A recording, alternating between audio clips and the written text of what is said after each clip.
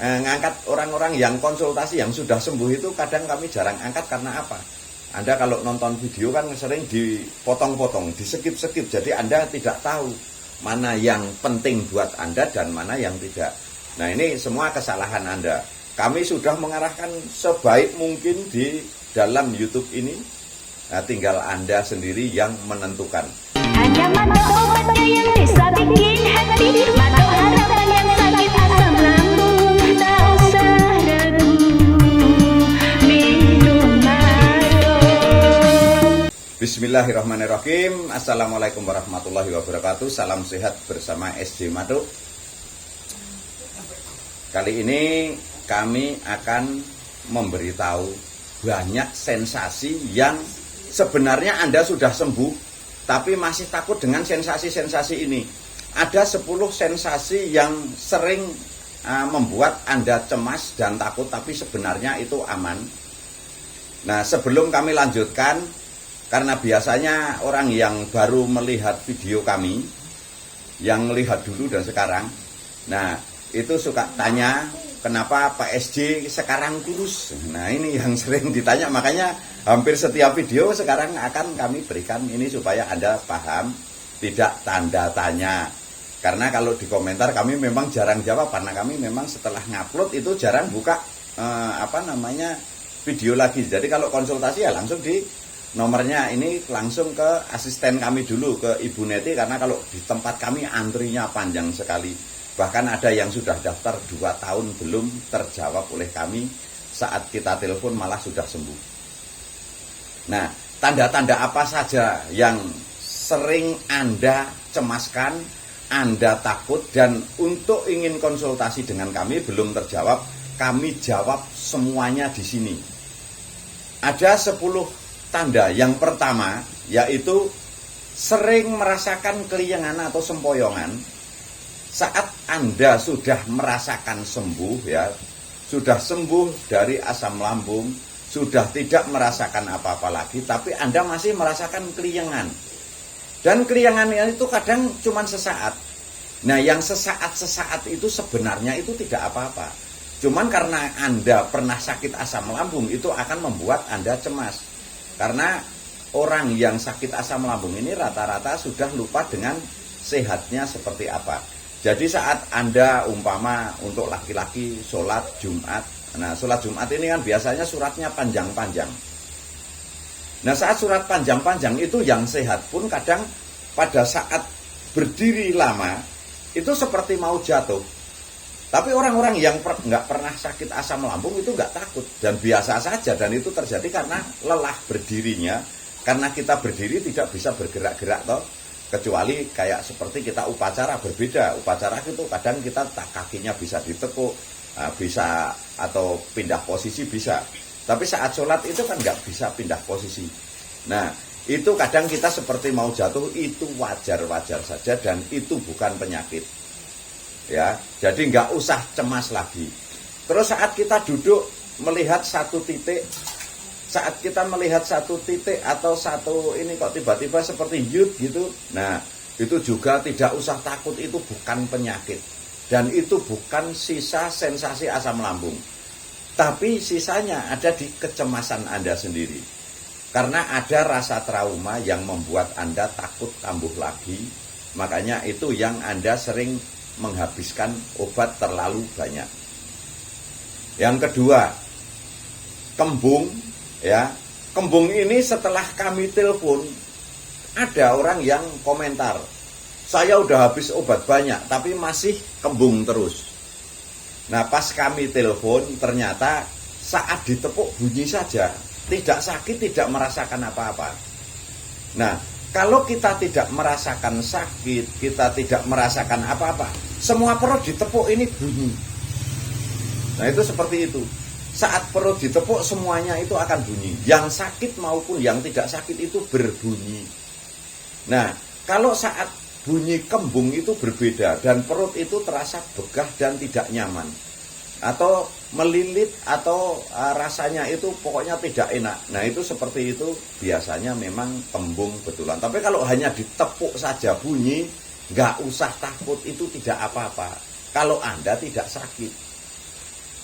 Nah ini makanya kadang kami tidak mau jarang ngangkat orang-orang yang konsultasi yang sudah sembuh itu, kadang kami jarang angkat karena apa? Anda kalau nonton video kan sering dipotong-potong, di-skip-skip, jadi Anda tidak tahu mana yang penting buat Anda dan mana yang tidak. Nah ini semua kesalahan Anda. Kami sudah mengarahkan sebaik mungkin di dalam YouTube ini, nah, tinggal Anda sendiri yang menentukan.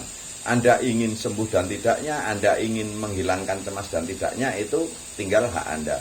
Kami sudah membantu membuat obatnya yang tepat untuk Anda. Anda tinggal minta arahannya dari video kami yang kami sampaikan tadi. Terus yang ketiga, sering terjadi perut panas dan perih. Nah, perut kalau terasa panas dan perih tapi tidak lama, dan Anda perhatikan betul-betul saat perut panas dan perih, tetapi itu pas Anda terlambat makan atau pas jam-jamnya saat Anda makan, atau Anda sering minum minuman teh manis atau minum susu, perutnya akan panas, itu wajar. Kecuali Anda sakitnya itu terus-terusan, jadi panasnya itu tidak berhenti. Nah itu baru Anda konsultasikan kepada kami atau asisten kami, Ibu Neti, ya. Jadi Anda supaya paham mana yang penyakit, mana yang bukan penyakit. Semua orang saat terlambat makan atau suka minum teh itu perut sering panas dan agak melilit, tapi paling lama hanya 10 menit hilang kembali atau normal kembali. Itu wajar, itu bukan penyakit, itu hanya reaksi-reaksi sesaat yang dirasakan semua manusia yang sehat atau yang pernah sakit. Itu akan merasakan hal seperti itu walaupun tidak tiap hari. Jadi itu aman. Terus perut sering begah. Perut sering begah ini juga kami saat telepon pasien yang sudah sembuh. Nah laporannya, kenapa Pak perut saya selalu begah? Kami penasaran, saat kami telepon jawabannya ternyata pas kami tanya itu setiap habis makan saja begah. Itu kekenyangan. Orang semua kekenyangan pasti agak begah. Saat Anda sudah sendawa itu akan hilang dan itu bukan penyakit. Jadi Anda harus mengetahui begah yang seperti apa yang penyakit, begah yang seperti apa yang bukan penyakit. Setiap habis makan kekenyangan, kok Anda belum sendawa, semua orang akan begah. Makanya kalau habis makan, itu kalau umpama Anda melihat di India, setiap habis makan, itu kok sendawa, itu di sana itu orang akan merasa senang, apalagi warung makan. Itu menandakan kepuasan dalam makan.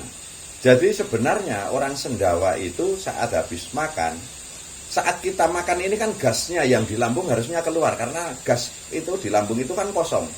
Saat kosong keisi gas, saat keisi makanan gasnya ya harus keluar. Keluarnya lewat apa? Lewat sendawa. Makanya Allah menciptakan mulut, dubur supaya apa? Gas itu bisa keluar lewat sendawa dan lewat dubur seperti buang angin. Itu Allah menciptakan itu semua ada gunanya. Jadi kenapa Allah kok menciptakan gas? Nah itu Allah yang tahu. Gas itu juga diperlukan di dalam tubuh kita. Juga kalau kebanyakan ya bermasalah. Sama dengan seperti tensi, seperti gula, seperti kolesterol, semua hanya keseimbangan. Saat berlebihan ya harus dibuang. Nah gas ini cara buangnya ya lewat sendawa dan buang angin itu tadi. Itu seperti itu. Jadi kalau kita habis makan begah, nggak usah terlalu ketakutan.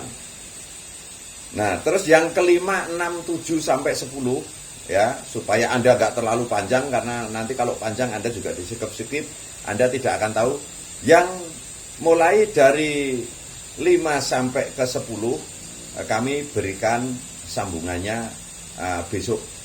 Nah, 2 hari lagi akan kami upload sambungannya, nanti judulnya kemungkinan ya, tanda-tanda yang sudah sembuh tapi masih banyak ditakutkan jilid 2. Nah itu nanti Anda silahkan ambil itu, lihat supaya Anda tidak ketakutan. Karena ini masih ada sebenarnya yang kelima, kasih bocoran ya, nyeri dada bawah ketiak, ini yang sering ditakutin juga. Itu nanti kami terangkan semua.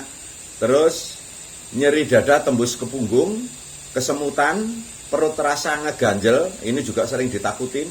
Terus mudah ngos-ngosan, ini juga banyak yang takut, tapi Anda tidak tahu alasannya, nanti akan kami buka di video berikutnya. Dan badan, kaki terasa pegal, ini yang terakhir, ini akan kami berikan juga mungkin masalah badan sering dingin. Itu juga ada, nanti akan kami bahas di video berikutnya. Nah, semoga lekas sembuh dan tidak tersisa sedikit pun penyakit. Wassalamualaikum warahmatullahi wabarakatuh. Salam sehat bersama SJ Mato.